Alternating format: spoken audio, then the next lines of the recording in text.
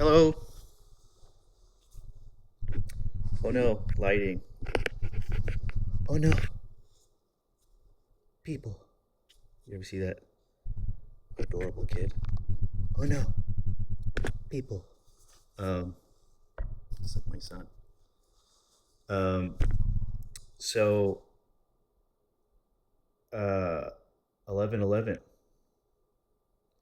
What does that mean? Also, would be weird if I don't address the beard. This is the longest I think, at least as long as I have ever done. I'm gonna try to make it all the way through November, just to see what the fuck. Who cares? Let me see what happens.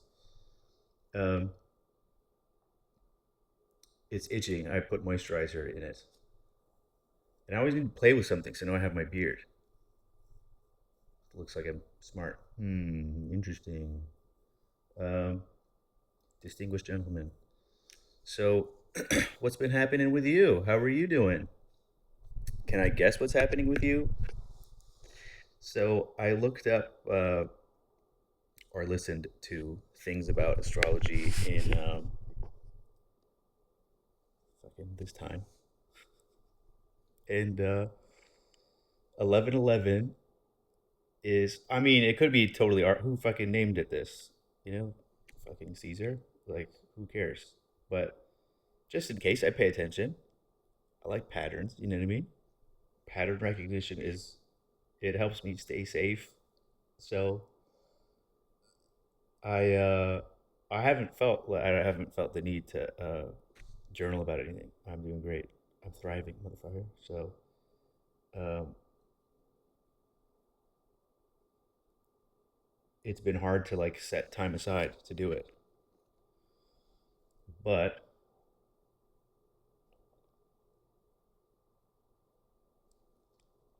if the goal is to document a journey, you have to it's like captain's log, star date, 11:11. What's happening now? Okay, so okay, so okay, so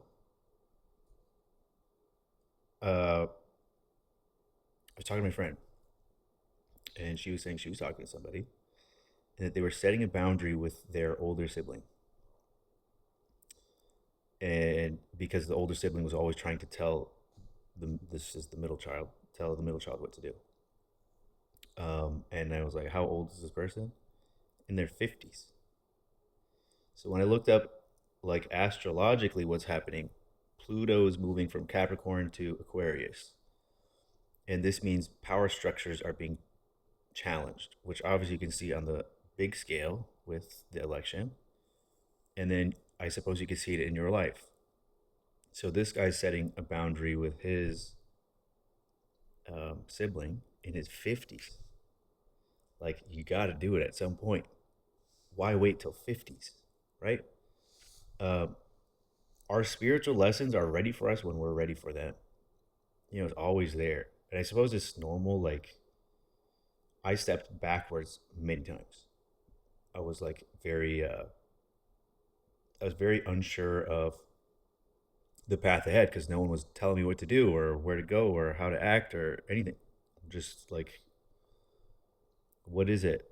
So then I would like revert back to old habits. Just, I would, yeah, go backwards, kind of afraid to go forward, even though I know nothing for me is in the past. It's just hard to move forward because it's like, uncertain, you know? So interesting that in this, and this guy was, I talked about him before. He was the one who said he's 60% happy with his partner in marriage, and like, oh, joder, like that would be fucking tough to be someone's, yeah, a little more than halfway. What's halfway? Like, what's the 10% more? Anal? Like, what is it? It's like, oh well, she does anal again. Can't convince someone else. So uh another thing I noticed. So that guy is uh, establishing a boundary in his 50s. So imagine, like, in your 50s, still being told what to do. Now, the thing is, people, our parents, our siblings, our family, whatever, will always tell us what to do until we push back. We teach people how to treat us by what we're willing to tolerate. So it's on us. The longer that lasts, it's my fault if anyone's telling me what the fuck to do. And during my spiritual awakening, part of it was I tried to set verbal boundaries. I tried to say, don't talk, don't tell me where to be, what to do. Like, I didn't even like, where are you? It's like, fuck you is where I am. It's like, I'm not on parole. You don't need to fucking know where I am. Stop asking me. I was like really triggered by those questions, by an ex girlfriend, by my mom, and even my sister. Sister's doing like little reconnaissance for my mom. I was like, everybody shut the fuck up. And then when they wouldn't, I just blocked them. I was like, now you get no information, bitch. And I had to do that in order to, like, you have to like establish your baseline of safety. You know what I mean? It's you have to be okay alone. Like, you imagine if you could not live an entire week without telling someone where you are, what you're doing, whatever. You're not your own person. If you cannot do it, not that you have to, but like if you don't have the ability to just like disappear and unplug, you're always beholden to someone. Your energy is going to making sure this person's okay. They need to know where you're at, or they're not okay. It's like, fuck. That's a lot of work. You know what I mean? And then when you make decisions changing your life, when you make decisions to improve your life, or to follow your heart, or to follow your calling, or to whatever, it challenges the fuck out of those people, especially people that live in a, it should be like this, um, Middle Easterns. So um, I was talking to my friend who is getting separated from her husband, and she's doing the exact same thing. It's actually so interesting because it's like everyone, family, friends saying, don't leave, and assuring her that that was the right move from the get go. And you're like, when I was in that position, not that I was married, but when I was like, oh, this is my person. I know it. Like, I'm supposed to do this. Why don't something inside me was fucking as close as it got. As soon as it started to look like it was getting serious, I fucking panicked. I knew inside something, like, I couldn't. I just had emotions about it. I had to calm down before I could understand it. Um, but I could have been in the same exact situation. Would have been married to someone in stage three of their animus complex. Like, let's just do this because it should look like this, not because it feels like we should be together, not because we have anything in common, not because God made this happen. Just like, you're here, I'm here, it's time. Fuck, that's how you get 60%. Fuck that entirely. I didn't come all this way to do that shit. I tell you what. So my friend was talking about, like, there's thousands of opportunities for you to escape. Thousands of opportunities the universe gives you to say, hey, this isn't your person. You're not where you're supposed to be. And a lot of them are subtle. All of them are subtle until it's not. So, like, if your path is here and you're fucking here, what do you think the world has to do to you to course correct? You'll have a near death experience, a health scare, a close family member die, and that's what it took in order to be like, oh fuck, I'm in the wrong life. I'm in the wrong house. I'm with the wrong person. This way. And everybody else has an opinion on it because it scares them to see you follow your heart, because they are afraid to. That's what the chosen ones, like the people that are conscious in their family, it seems like there's always just one. There's one chosen person that's going to become conscious in the family, from what I see. And it's like up to us to shoulder the entire weight of everything. It's like nobody else is thinking about this shit, how to improve and how what happened in the past, how to not create it in the future, how to fix the how to stop the wheel of karma. You know what I mean? So talking to my friend, listening to it, and she said the same thing I did, which is like, I always knew. And it's so weird. It's so weird to know and not know at the same time. I suppose it's because you don't know what's supposed to be there, but you know what is there. And it takes some tower moment, some like extreme stress or trauma for us to be like, wait, hold on. You know what I mean? Let me hold on. Let me think about this. Um, because we're comfortable, because we're not sure we have a soul, so we don't know how to listen to it. But the emotions that you have, emotions are always from your soul, and our ego or the animus in a woman, the anima in a man, like that exists to try to keep us safe. It's like it's all ego. To the ego, and ego death is death. So the ego tries to protect itself, but it's trying to protect the childhood version of you. We're past that now.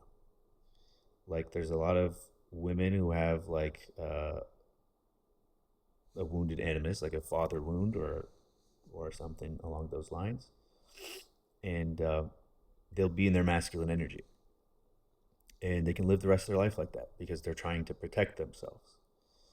But when you're in your masculine energy, you're not going to find a partner that is complementary. You want a feminine, like no woman I know wants a feminine man. Um, I've even yelled at someone like, I like when you talk like a man like that. I'm like, what? It's like you are acting like a bitch actually, but um,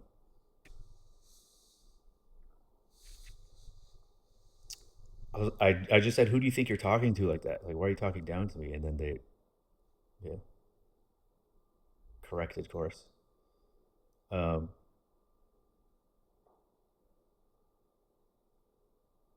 Learning about the anima and animus has been the most important thing I've learned all year because inside me, I knew what the steps are.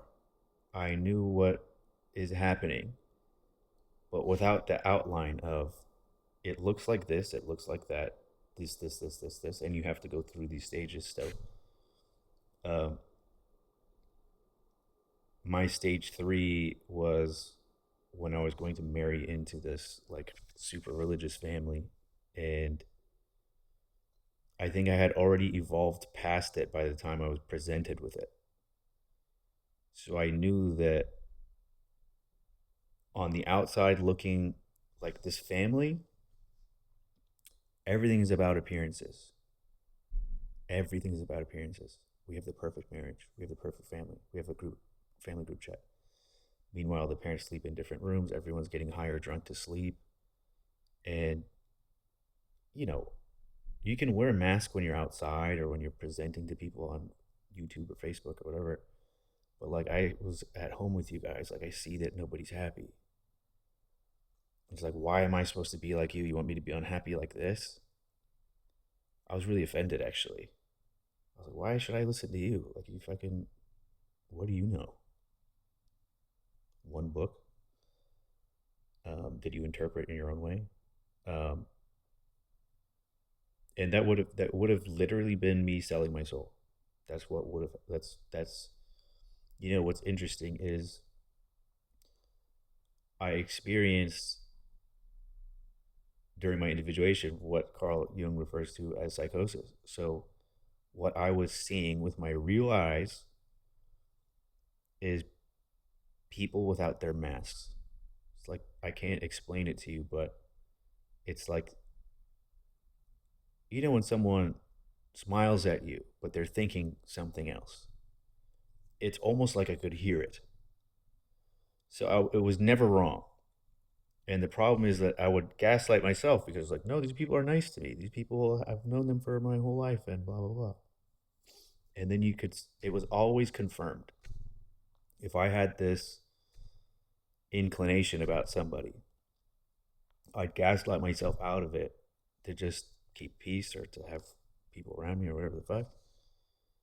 And then I started to see them as they are, which was like life saving but terrifying. So I saw this. I don't know what happened.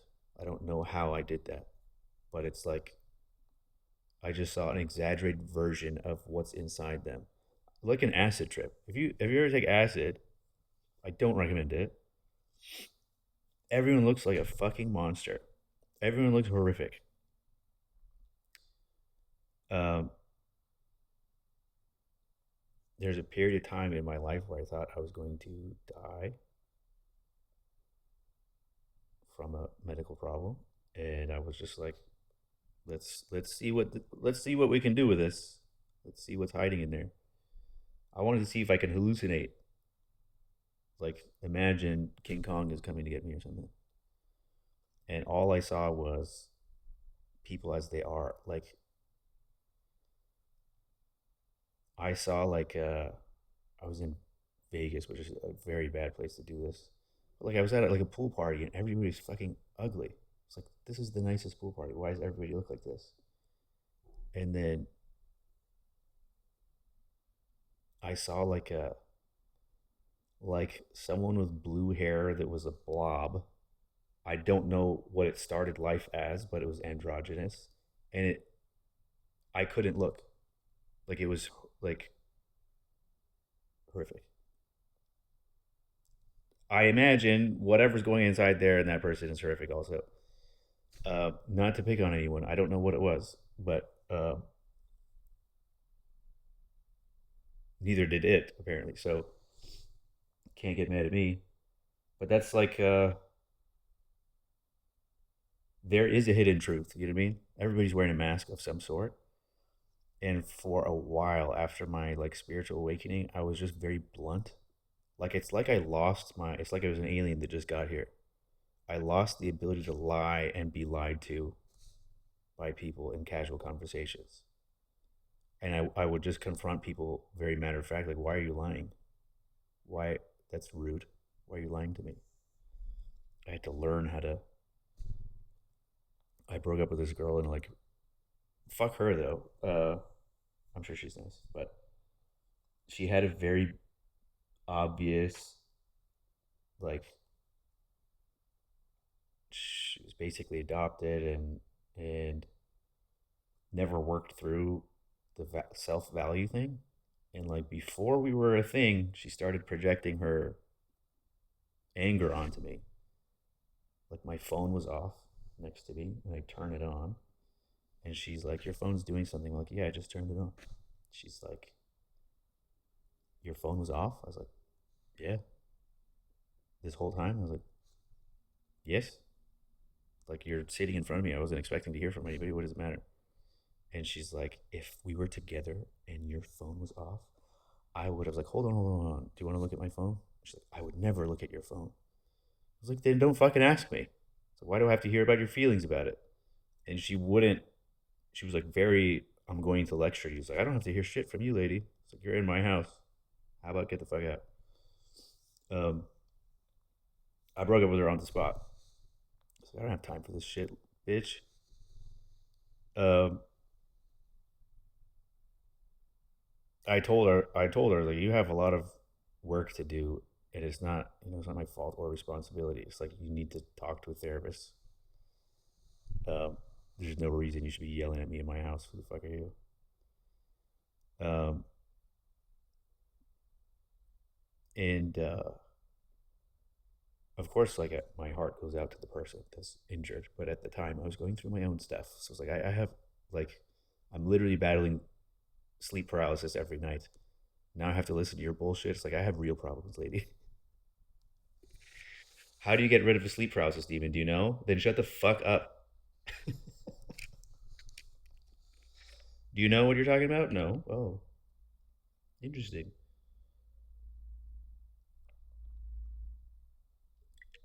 Anyways, the good things that came out of psychosis were um, I learned. how to listen to my heart or my soul or my intuition. So when my intuition would tell me that there's a lot of people in my life who pretended they were my friends. So there's like, for instance, there was a guy who, I mean, I knew him for, at the time, maybe 12 years. We worked together, like shared a roof. We hung out on weekends, went to bars. We went to international vacations together. Like, I knew this guy. And something happened that made me really see who he is, but uh, like one of those events where I saw him without his mask. And I was like, okay, even if I'm making up, if I'm exaggerating it in my head, I'm exaggerating something that is there. And I looked back and I was like, this guy wants to hang out with me every time I break up with someone. And then he'd be like, oh, I saw her on Instagram. She was holding hands with this guy. I know that bothers you. I'm like, well, then why the fuck are you telling me that? You know what I mean? Um, and then I had to take extreme measures at that point to reassess who I am, where I want to go in life, and who should be with me. It's like some people, it's like we have nothing in common. Why are we still friends? It's like we don't have the same morals. We don't have like we're not going to the same place. We didn't come from the same place. There's nothing connecting me to this person except I've known them. So why the fuck are you here? You obviously don't have my best interest at heart. Sayonara. Wish you the best. So in my spiritual awakening, what I did, and I suppose I did it earlier than everybody else, setting boundaries and stuff like this, but I went extreme to the point where I changed my number for the first time in my life. I moved. Like I even bought a new car so no one would recognize me. Like I was that serious about like, let me start over from scratch. Who should be here? Who should not be here?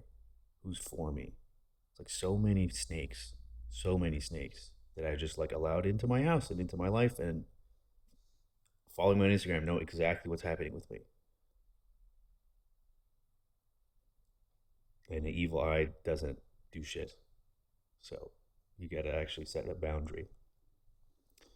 Um, it's easy with friends and acquaintances and stuff like that. Very hard with family because they have your best interest at heart, but what they're doing, family, is they're projecting their fears on you because they can't go where you're going. They have never done it. So they have a fear that you are going to fail. But the bigger fear secretly is that you'll succeed. That's the biggest fear because it challenges how they live and how they think and how they feel about what their life choices are. So if you go and find your soulmate rather than settle in stage 3, it will make them face the things they haven't faced, and nobody wants to do that. So they're trying to hold you down. They're trying to stay where, especially when you're a younger member of the family. Like we're supposed to teach the next generation. They're supposed to learn from our mistakes, not repeat them. But especially when you're a younger member, I'm the middle child, but like my friend is the youngest in her family, or second youngest. No, she's middle too. Um, but like there's this. They want you to do well, but not better than them, and it's not out of some. There, it probably is a jealousy component to it, but there is a fear. Everything we are is out of fear. And one by one, you got to lose these things, and you only lose fears by walking alone in the dark. You don't have your pals with you, or your family, or your mom, or whatever. I have to go confront my shadow. How do you know what's in your shadow if you're not alone? Because you're bringing everybody else's shadow with you. You don't know if these are your thoughts, even. It's like you're programmed to think and feel how your family told you to, taught you to. This is very hard. So in my friend's life, as we were talking about it, interestingly, like we just reconnected at a point where she entered her stage 4, and everybody in her life is assuring her that she's making a mistake, and then even in the next phase of her life, telling her what to do to stay safe, like don't do this, do that. And now that she started to listen to her heart, to her soul, to her intuition, she knows what route to take without me saying anything. But it's like it's interesting that, like, not that I'm anybody, but to come across somebody who's done it and then be like, oh yeah, this is, you're doing the right thing randomly, you know? How cool is that?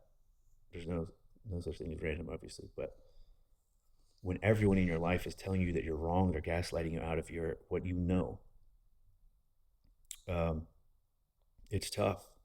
It's a tough thing, but it's something that we all have to do at some point. You have to do it, and usually we you do it the hard way. It's hard to just make a decision or just wake up one day. It's like, hey, you know what?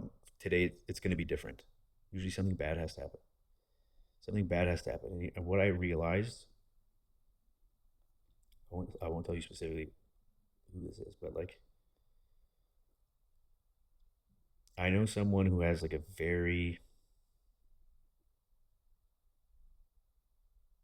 hypochondriac type of mindset, very a lot of fear around medical issues. So when someone in their family gets sick, they want to take charge.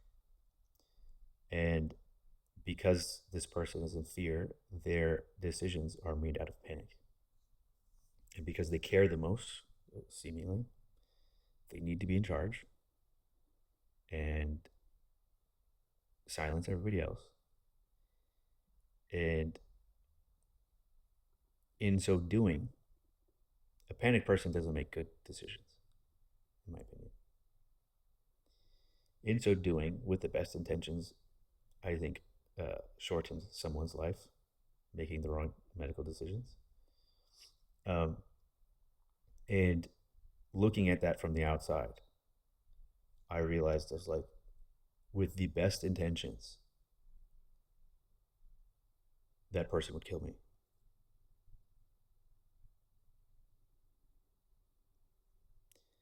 And I realized that in a metaphoric way, that's already happening because I didn't have a boundary yet.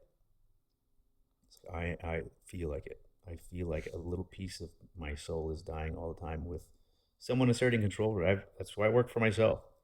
I don't want to be told, like, I saw my old trainer at the gym yesterday. She's like, "Oh, I miss you. Like, you should come on Fridays." Like, I don't like having a schedule. I don't want to, like, all week. I'm like, fuck, I have to go to that thing. Fuck you. I don't want to do it. I'm buff enough. I don't need you to tell me what to do.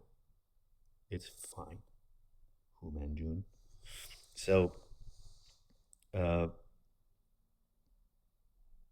interestingly, I'm watching my friend go through the process now that I've outlined what anima and animus is, like, and see how hard it is.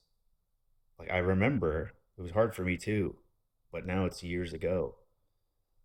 But it's so like that was actually the happiest I've ever been is once I had the boundaries up. You know how to test if you're on the right path? If you don't need external validation,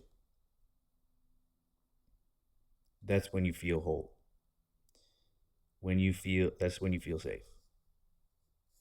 So if you're posting a lot or changing your profile picture or shit like this, you are seeking something still. When I made the decision not to have social media, I was like, I realized that everything that I was posting was what, and when I was posting was to stop this or to get something or to make someone see it, you know? It was just like So what the fuck is this? What am I doing this for? But um, when you're trying to make everybody else happy, you're neglecting yourself. And you can't pour from an empty cup. Of course, I know from experience, like I'm super empathic and I lose myself trying to help other people all the time. I've done it my whole life, but you need to set a healthy boundary so that you can give properly. Um, you shouldn't you shouldn't be less than to make someone whole. So, uh, also, if you're buying things, if you are especially obsessed with designer stuff, like you're trying to seek external validation and show your value. You have intrinsic value that you haven't found yet still. And it's because you're cut in so many different pieces. So what makes you feel whole? When was the last time you felt whole or safe? Start like course correcting a little bit. At least face in the right direction, because if you don't do it, the world will do it for you. If you're meant to be somewhere and you're not there, everything will fall apart. I compare it to like this is what it felt like to me.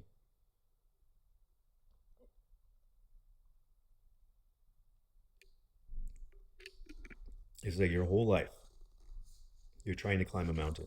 Like as you're a little kid and people are like, "Oh yeah, this is how you climb the mountain. Go to school and if I can get your masters and then do this, do this, do this." These are the things that have value. This is what makes you happy. And sometimes you fall, but you're always headed up this fucking mountain. How many people make it to the top? How many people ever make it to the top? Not a lot. But once you get to the top, once you did all the things that they said would make you happy, and then you get up there and you look around and you realize, oh fuck, I climbed the wrong mountain. Oh fuck, this isn't my house. I'm supposed to be on that fucking mountain. How do I get there? And then usually it's not a graceful fall. It's not a graceful descent. It's a fucking fall into a valley. Like you go way, way, way down there, and that's the dark night of the soul. That's when you like. Rumi said, "When God has sent everybody else away, it's so it's only you and Him." You might have to push everything and everyone away to discover who you are. If you do it right, at least. If you do it right, it feels very wrong. But there are no mistakes. You can't fuck up. Something that's meant for you is never going to leave. Something that's not for you should be very easy to get rid of. So I uh, I compared the growth process to an acorn. It's not. I don't think that's a novel idea. I think that's pretty common. But to grow into the mighty oak tree, it takes time, and you don't keep digging it up to see if it's growing, right? But it takes time, and the times that you're uncomfortable, it might take a while. And there's no fast forward button. But I think I think those are the real tests. If this is spiritual school and we're always going through a spiritual test, what you do in the quiet times is very important, because you have the opportunity to step backwards. And I had a tendency when things were quiet, I would feel antsy, like I'm doing something wrong or what the fuck. So lessons I had already learned, I would go repeat, whether that was in a relationship, like going back to an old relationship or old habit or drink or you know what I mean, try to numb myself some way. Um, if this is a spiritual school, I also believe that it's not just pass or fail, because you know when we're learning a lesson, we're pretty fucking toxic. Like you can cause a lot of damage to the people around you, because a drowning person isn't concerned about the other drowning people. You're concerned about yourself. So even the person that tries to come save you, you're going to drown them. And it isn't till you're out of the water that you start to be like, oh fuck, like I drowned that whole family. Oops, oops. Uh,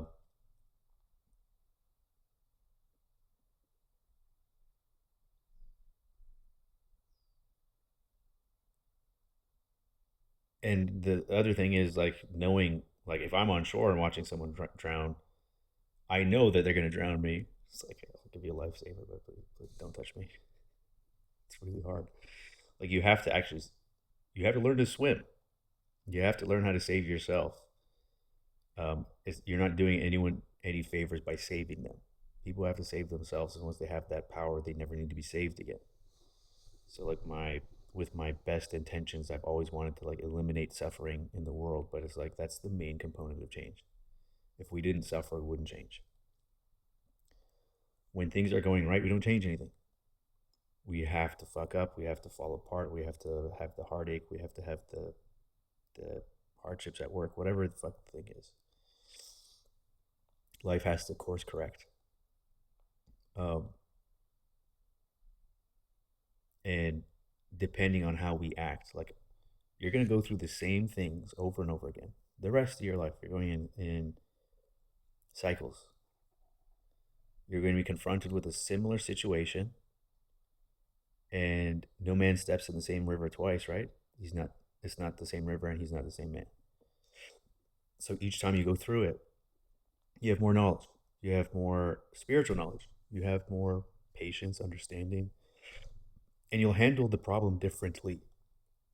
So when you alchemize something emotionally, whatever, spiritually, you go through the process, you learn something, and then it doesn't mean the lesson's done. The next time you go through it the same way, handle it a different way, you learn what else you have in your shadow or what else you're doing wrong. When you're purifying metal, like when they purify gold, they like you heat it up and you add a certain element to extract the copper to purify it, and then you have gold and silver. Then you have to do the process again and extract the silver, and then you purify the gold. Then it becomes a higher grade of gold. That's what we're doing here. That's what the spiritual school is like, and you'll be doing this in some form or another the rest of your life. Whether you're conscious or unconscious, you're doing it anyways. The more conscious you are, you're shortening the time that you spend in the I don't knows or suffering. Suffering is essentially a choice we're making. And honestly, I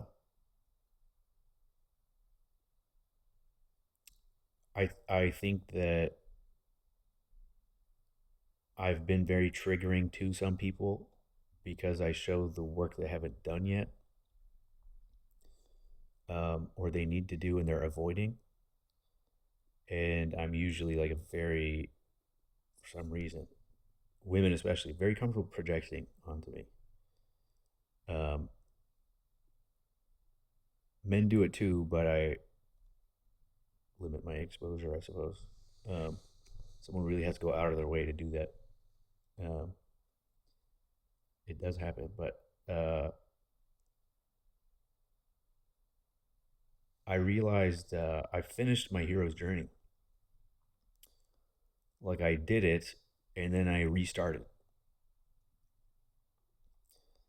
and it's like you're playing the same video game, but you're a higher level now. So I realized I was like, oh, I've been here before. This is no different than what's like. I know exactly where I am.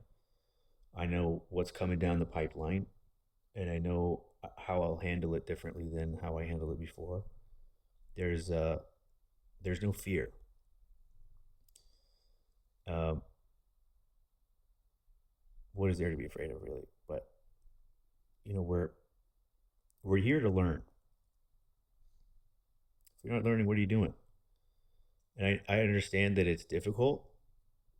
It is difficult, and it's hard work, and nobody pats you on the back.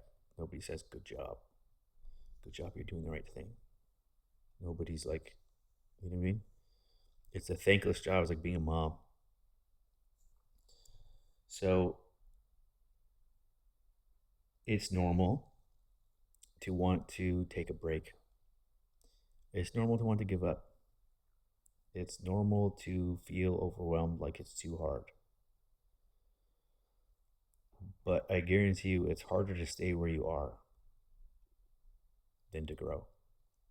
It's like what do you come here for? To just be what we are is what we've been able to let go of. You want to just be the sum of your experiences and your trauma. That's it. That's all you ever were.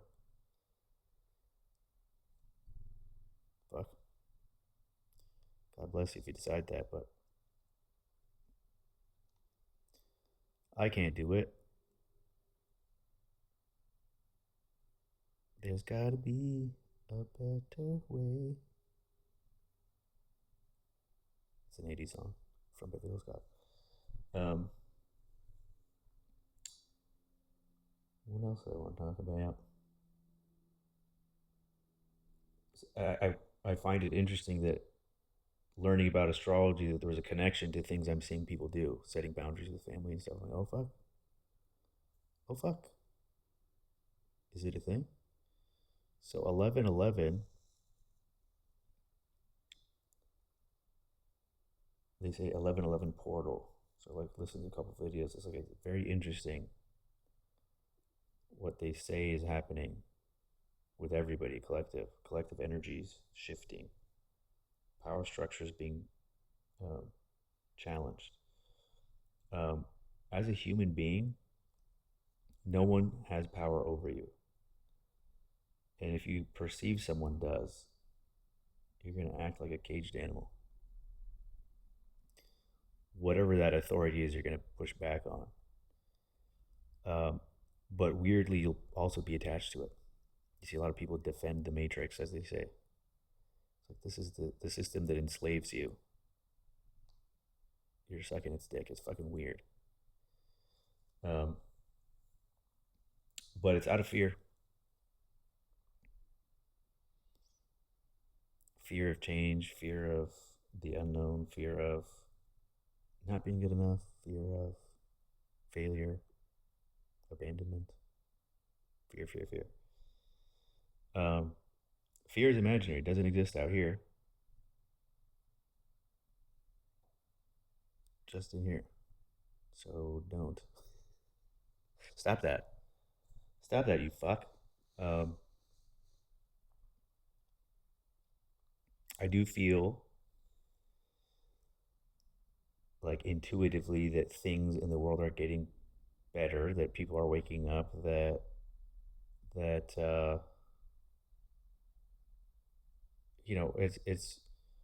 it was very refreshing and nice to I guess reconnect with someone who is improving themselves and doing the hard things. Going from stage 3 to stage 4 is a fucking rough one. And then they instinctively know that it takes work to get from stage 4 to stage 5. So like they're not dating, um, and very cautious about the next step, and also knows instinctively what direction to walk in, which is alone.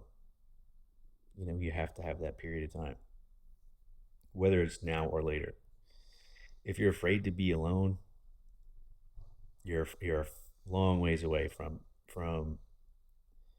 becoming your higher self or figuring out life or just being happy. When we look for safety, especially in groups, we're avoiding the work we have to do, because usually the people we use to comfort ourselves, we also put a lot of energy into to get the validation that we require. But you're just getting to the next day is just like kicking the can down the road a little bit. Um, and of course, it's hard. I know it's hard, and I know you want to give up. But let me put it this way: if you don't take the initiative yourself, the world will force it, and when it forces it, it's not fun. Like you're here to discover yourself, to discover your soul, And if you avoid it, it doesn't go away.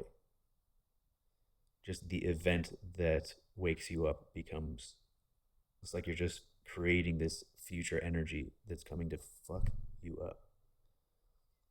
So, my suggestion is to pay attention, take the warnings. And here's the other thing is that I think a lot of times, especially when you learn about synchronicity and angel numbers and stuff like this, you expect the universe to answer everything for you. It's like, give me a sign. All right, give me a sign of your sign. Okay, just, come down and tell me directly. Make me run into the person.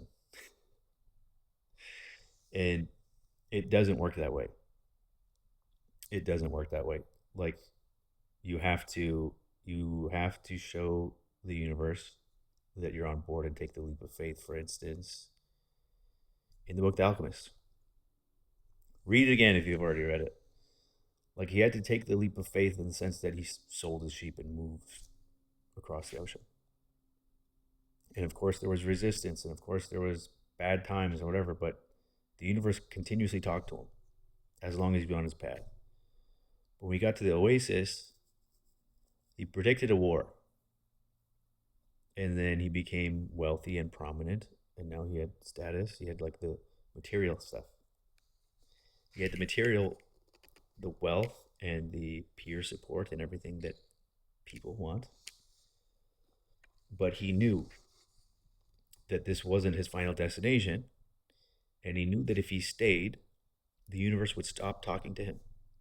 When you're not on your path, the universe closes itself off to you because you've closed yourself off to it. That's why unconscious people don't notice synchronicities and don't believe in them. You have to take that first leap of faith. And when you do, then you'll see, as Wayne Dyer said, synchronicity becomes the norm rather than the exception. It's like an everyday occurrence. Like when you're on the right path, when the right people are in your corner, when you are doing the right things, when you're working on yourself, the universe is constantly in contact with you. If you're not living your life's purpose, if you're off track, if you're living in fear and doubt and living someone else's life, this is what my mom wants. It's what my mom said would make me happy.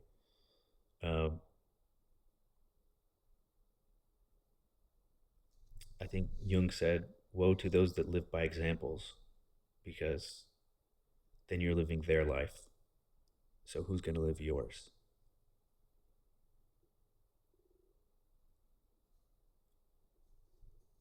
Who's going to live yours? It's why I still cuss, honestly. It's like, I know I'll get over it at some point. It's like, this is who I am, this is how I express myself. Fuck you. That's how I fucking express myself, you fuck. Um, as vulgar as I speak, the content of my heart is unquestionable. Heart of gold. Dudu Tala as well. Um, I got invited to be someone's plus one at like a young, successful entrepreneur thing. I don't know if I'll have to shave before then, but I don't know if I qualify to be. But it's interesting. What was funny is, it was like, yeah, we just made out. I was like, we did not fucking what? We didn't make out. You'd have never gotten over me. What the fuck are you talking about? And I know that, you know what I mean? I wouldn't forget that.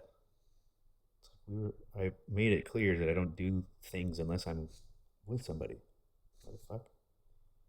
It's so interesting how two people could have different memory of the past. But I'm kind of being a plus one to something like that. This, maybe it's good for business. Maybe I'll meet people, whatever. But um,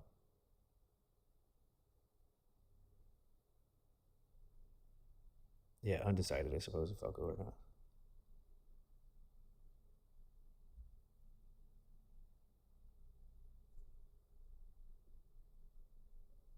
I don't be pressured. You know what I mean? I don't feel pressure. Um,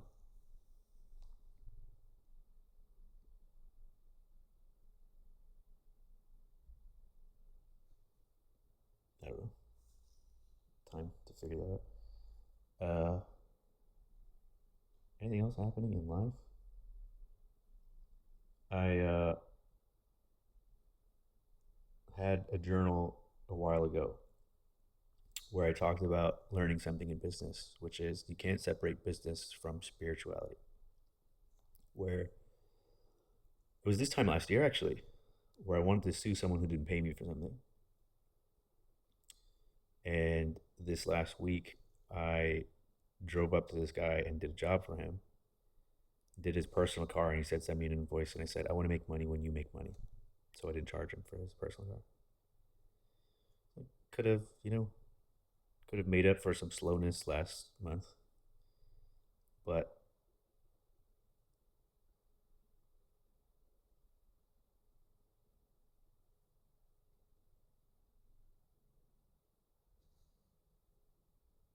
sorry, I was reading checks. Um, Maybe I'm stupid. Um, what else? Felt friendly with that guy now. I'm sure, maybe that won't do anything, but you never know. I think people appreciate little things you do.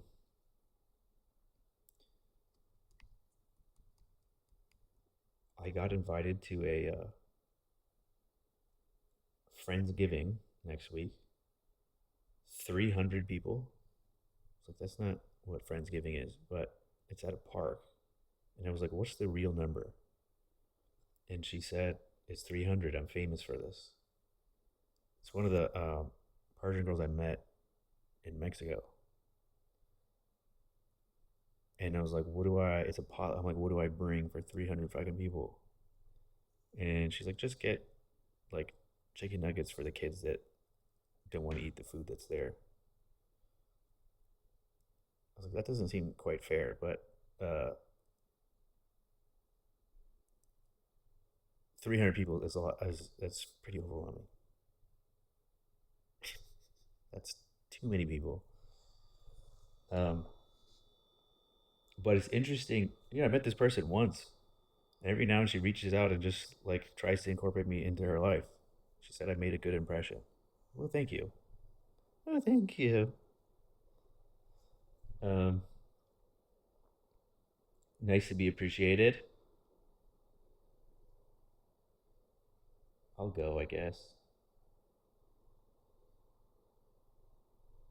Um, the other things that I'm noticing in my environment is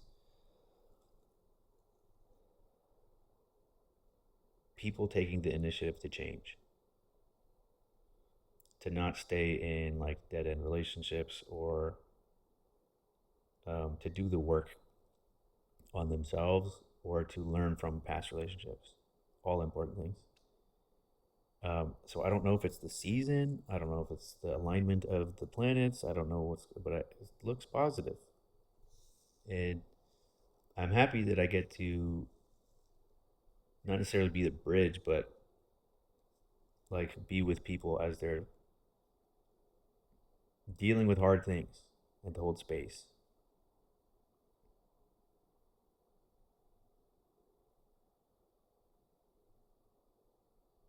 I'd so much rather, like I can have like in business, or people talk to me about cars. I really don't give a fuck, but it's like the deep conversations and the deep topics um, make me excited. When people are discovering who they are and how the world works and stuff like this, and they have an interest in it, it's like now you're my people. The people working on themselves are my people. There's like a just an instant recognition. And I notice when people stop working on themselves, they kind of fall off. But I imagine uh, if they do work on themselves and they are improving on their dispositions, then we have things in common. Then we have things to talk about. But someone who's like trying to live a resting life and run out the clock and just, you know, just exist. I don't really have a place for them in my life, you know? I'll still be nice, but um, other than that, it's long enough. I don't have to keep talking. I haven't really felt the need to journal. I haven't felt the need to share expressively. I feel like I'm in a good place. I feel like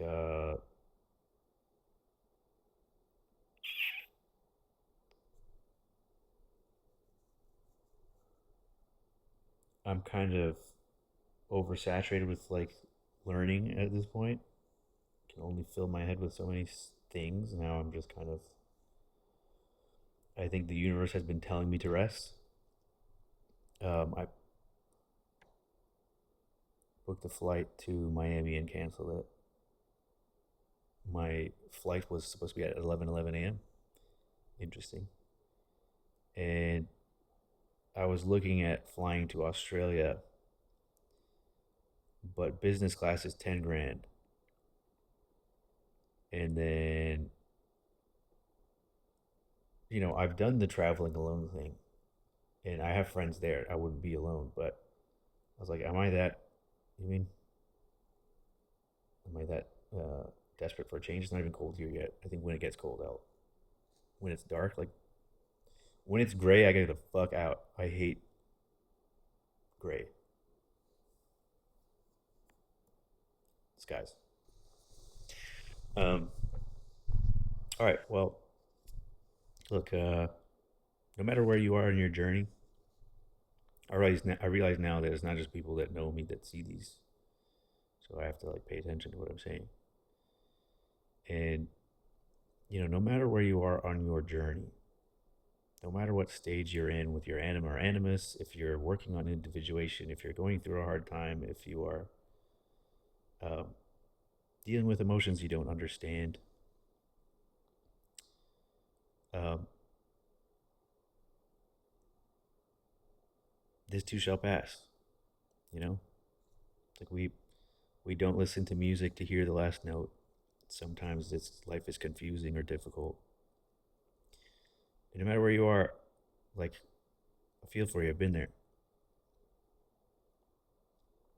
and my door's always open.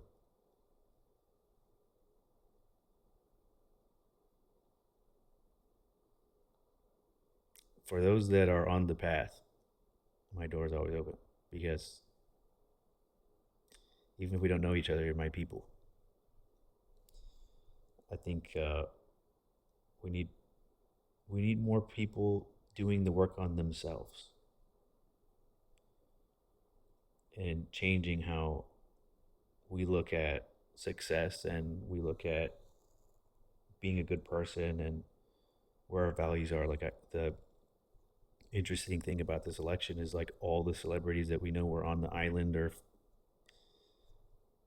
fucking and sucking at Diddy's parties all were like telling us to do one thing. Like Jennifer Lopez is saying, trust my judgment. Bitch has been married. She has more rings than Thanos. Um, it's like we know what you knew, lady, and we know you know now. So I love that people are going the opposite direction. Um, but like valuing, like think about what these people have been doing to get status. Think about who they left behind. Think about where their values are, who they are as people. Think about the things that they worship, the brand names, the private planes, the blah blah blah. It's like this is what they're doing isn't life. It's empty. They got to the mountain, realized it's the wrong mountain, and then the only way they can live is telling you to climb the same mountain. So thank God I didn't stay in that long. There is like a there's a type of fulfillment you can get from figuring yourself out that can never come from the external world. It's just like a peace, and it's something that no one can take away from you. Like part of the reason I work out is like, of course, if I have nice things and people assume like, oh, your parents are wealthy or you had a leg up or you're white or whatever the fuck. But when you diet and exercise in your regiment, it's like no one gave me that. Like no one handed me that. I had to earn it. I have to maintain it.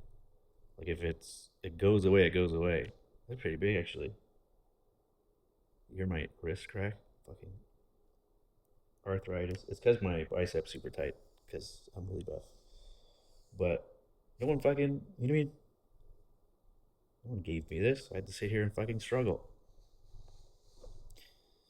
Um,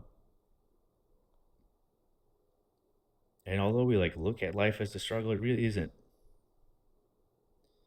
We only suffer when we're resisting it. But anyways, I am rambling. 101. Should I do another 10 minutes to end at 111?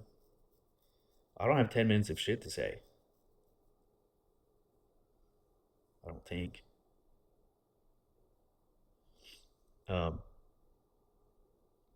I'll bring this up because it came up last night. My friend was my friend told me I think a year ago that they get their physical needs met from one person, emotional needs met from another person, spiritual needs met from another person, and like just piece themselves out like this. And then last night they told me you have to do the work on yourself to get all of that in one person, and it is possible. So I believe that I'm in stage 5 of my anima complex. I believe that I've been through all the stages already, but that I repeated it. I I went back to square one and alchemized things further. Uh, which I don't know if that's a thing, but I feel like I was in my stage 5 and I left it to like walk the path with somebody. Um, and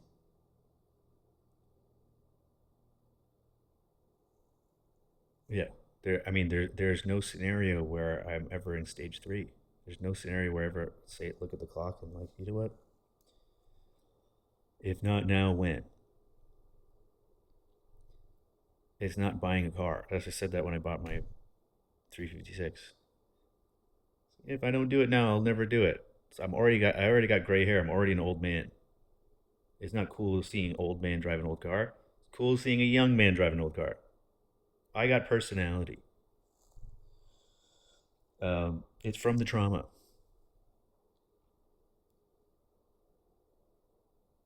But yeah, doing the work is hard.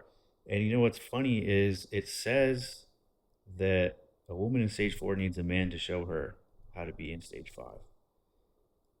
And interestingly, like now I met or reconnected with a friend who's in stage 4 going to stage 5, and I'm literally like, read this book, like this is the right way, don't do this, do that. Cool. That's neato, dude. It's neat. Okay, I'm not gonna make it to I'm not gonna make it to 111. I don't have anything to say. uh I'll just stare at you for 6 minutes and a half. Fuck, what else can I tell you? There's got to be updates. I haven't said anything for a while.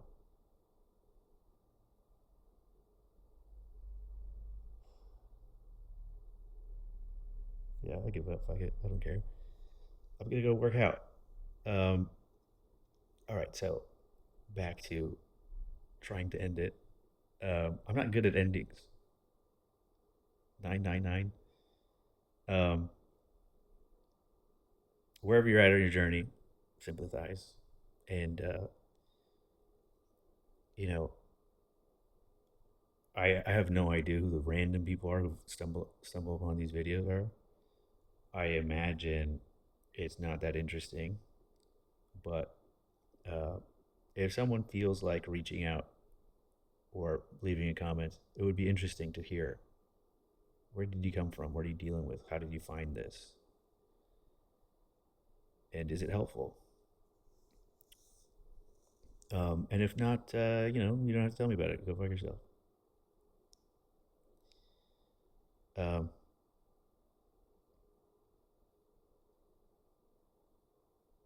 I'm very hopeful that things are getting better for everybody. If you need help, I'm here. Love you. Bye.